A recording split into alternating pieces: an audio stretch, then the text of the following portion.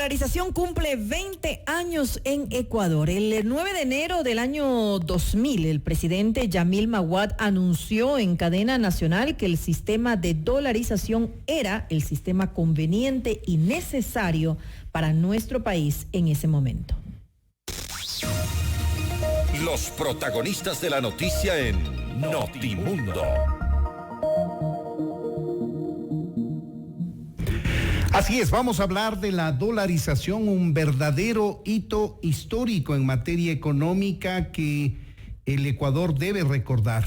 Los jóvenes de 35 años en adelante quizá tienen una noción de cómo es que el Ecuador es dolarizado actualmente, pero quienes tienen menos de esa edad, menos de 35 años, seguramente no tienen una idea concreta, cercana de qué fue lo que pasó en nuestro país, qué decisiones o qué circunstancias le llevaron al expresidente Yamil Maguad a tomar la decisión de un congelamiento bancario primero y luego a establecer como moneda de curso nacional al dólar. Está con nosotros ahora mismo el economista Jaime Carrera. Él es analista económico y principal del Observatorio de Política Fiscal.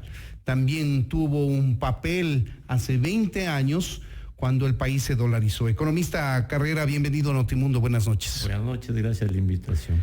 Gracias por su tiempo, economista. ¿Qué a su criterio es lo más importante que debemos recordar y los jóvenes especialmente deben conocer respecto de la dolarización que rige en nuestro país desde hoy hace 20 años? Algo de historia. Usted citó que los jóvenes, claro, hace 20 años, quienes nacieron hace 20 años, nacieron con la dolarización. Quienes hoy tienen 35, 40 años, algo conocen de la historia, pero no tanto. Los que tienen más de 50 años están obligados a recordarle al país la historia previa a la dolarización. En los 70 el Ecuador tuvo el primer boom petrolero y como en el segundo boom el país se endeudó en los 70 agresivamente, aumentó el gasto público, tuvo subsidios, distorsionó toda la economía. Estamos hablando de dictaduras en ese entonces. Dictaduras en ese entonces. Y cuando vino la democracia en el 80, en lugar de corregir los problemas, lo primero que hizo fue duplicar el presupuesto del Estado en el 80. 80 y 90. El país se pasó tratando de controlar la inflación, el déficit público, siempre indisciplinas. Cada gobierno le dejaba al próximo gobierno un déficit elevado, venía el paquetazo y nunca se pudo controlar la inflación, el déficit fiscal. La devaluación que nos afectaba tanto. Siempre había devaluaciones, siempre había déficit. Y usted recuerde, todos los años, paro de los maestros por recursos, para los trabajadores jubilados, para las universidades. Esa era la historia de 80s y 90s. 80s y 90s de indisciplinas. Además, tomando en cuenta, economista, que también nuestra economía ya estaba dolarizada informalmente desde antes que se adoptara el dólar como nuestra moneda oficial. Pero ¿por qué ocurrió eso? Porque 80s y 90s del país no tuvo las disciplinas en la economía y en el manejo fiscal para manejar bien el Ecuador. Entonces eso desembocó. Ya en el 99, 98 la economía estaba prácticamente dolarizada de facto, ¿no? Se vendían bienes en dólares. Se alquilaban en los VCs. Se alquilaba en dólares. Habían los VCs. Había los VCs. Claro. Todo era dolarizado. Es decir, se vendían también las propiedades, los autos en dólares. Se ahorraba en dólares. Era una manera de proteger la economía que tenía la gente. ¿Por qué? Porque la economía perdió el dólar perdió, el sucre perdió su valor. Absolutamente. Y entonces era una economía de facto dolarizada y además con una hiperinflación en ciernes. Recuerde que los precios subían y subían. Así es. Entonces, el Ecuador se dolarizó no por convicción, por necesidad. Por necesidad. Y vino la dolarización en el año 2000. Ahora, el detonante de la dolarización fue la crisis del sistema financiero. En parte. Pero fueron durante los 80 y 90 déficits fiscales recurrentes, inflación recurrente, un país que en los 80 y 90 estuvo estancado en su economía, casi no creció, creció en promedio 2%. A eso se agregó el problema bancario, la crisis de los bancos, el fenómeno del niño, y todo confluyó en la crisis. Pero ahora bien, en dolarización. Yo dividiría en 3 partes la dolarización de los 20 años. Los primeros 7 años, 2000-2006, todavía estaba fresco el impacto de la crisis, ¿no? Entonces, en esos años el país estaba permeable a tener disciplina fiscal. En esos años hubo superávit fiscal. El gasto público fue el 20% del PIB. La deuda pública decreció. Hubo fondos de ahorro. Hubo una ley de responsabilidad fiscal que obligaba a ahorrar y a no gastar demasiado. El país redujo la pobreza y creció más del 4%. Entonces se fortaleció la dolarización en ese tiempo. Y muy importante, la inflación, que nunca se pudo controlar, se redujo a menos de un dígito. Así es. Luego vino el segundo periodo, 2007-2018, ¿no?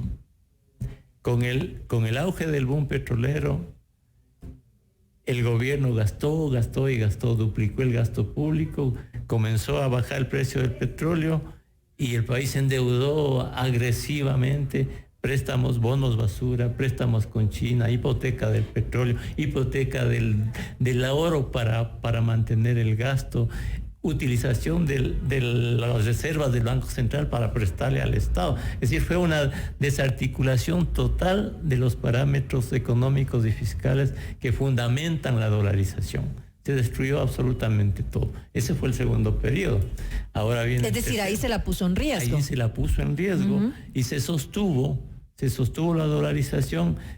Entre 2007 y 2018, los ingresos petroleros fueron de 111 mil millones de dólares. ¿Pero por qué se pudo mantener? Por eso que usted dice. Y también, por la deuda. Y por la solidez de la banca también puede ser. Claro, la solidez de la banca, sin duda. O sea, la banca, este rato es sólida.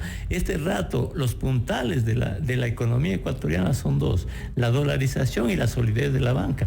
Pero terminemos el segundo periodo, la destrucción de todos los parámetros que deben sostener la dolarización. Luego estamos en el tercero. Imagínese usted un gráfico. Primeros años, la dolarización funcionando bien con todos los parámetros. Después la economía de ficción, con petróleo, con deuda y con gasto público. Ahora no hay petróleo, ni se puede endeudar el país. Entonces el Ecuador tiene que readaptarse en sus parámetros a una economía que tiene pocos dólares. Entonces fue bastante fácil adoptar la dolarización después de la crisis, porque todo el mundo quería el dólar. Ahora hemos tenido una economía de ficción con dólares que no son permanentes por petróleo y por deuda, y tenemos que readaptarnos a la escasez en todos los parámetros. Entonces hay que bajar el gasto público, tener superávit fiscal, hay que bajar la deuda pública, hay que ser más competitivos, más productivos, exportar más, atraer inversiones extranjeras directas, porque algo simple en dolarización, sin simplificar el problema. El Ecuador, para crecer, necesita más dólares. ¿De dónde vienen los dólares?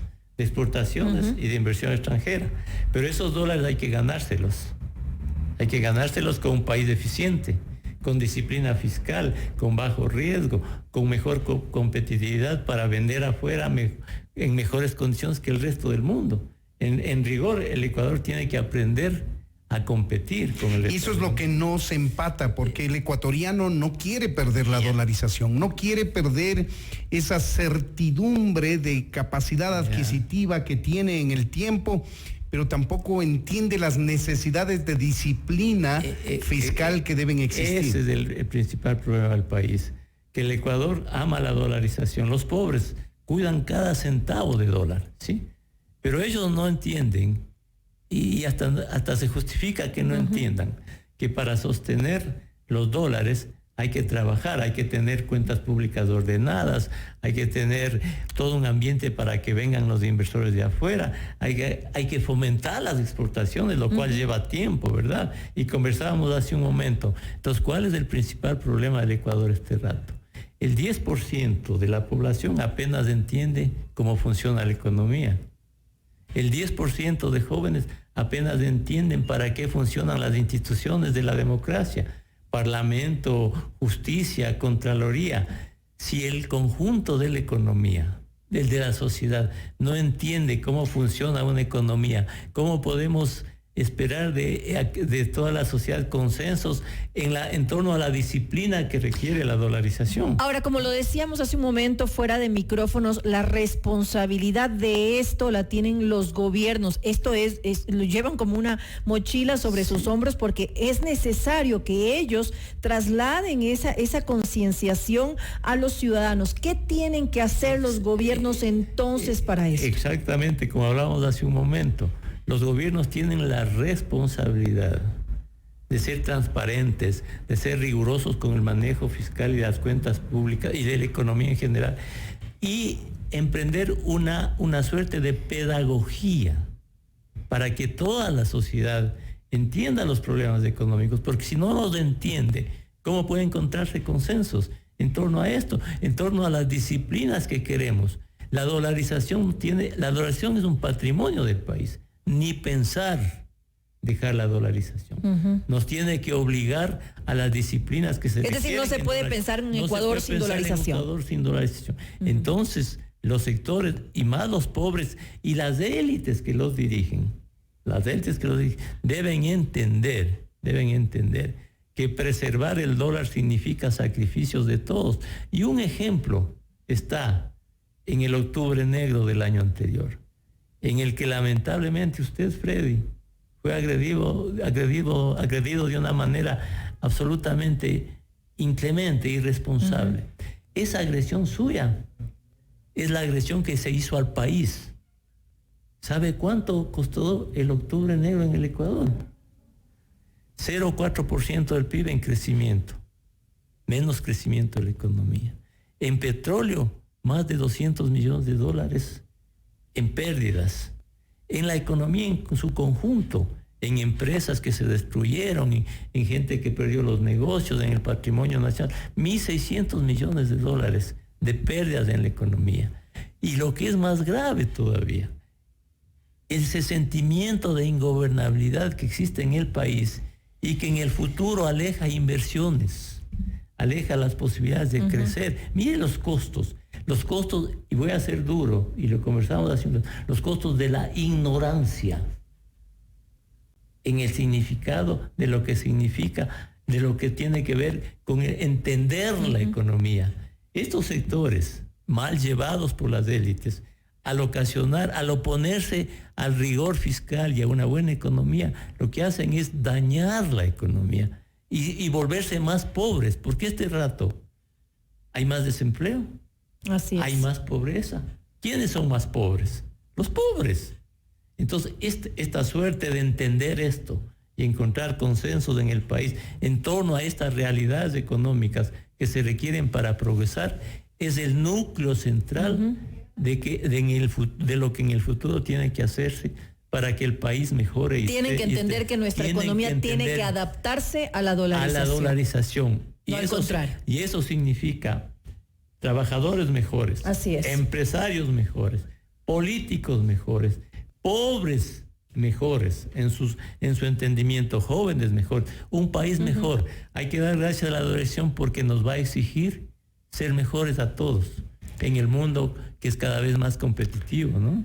Este es el análisis económico de Jaime Carrera, analista económico principal del Observatorio de Política Fiscal, destacando estos 20 años de vigencia de la dolarización como moneda de curso legal en nuestro país y la necesidad de concienciarnos sobre los beneficios que tiene el manejo de esta moneda extranjera fuerte frente a los sacrificios que deben existir especialmente por nuestros mandatarios en el manejo ordenado de las finanzas públicas. Economista Carrera, muchas gracias por habernos atendido. Gracias a la invitación. Esto es Notimundo, amigos, siempre bien informados.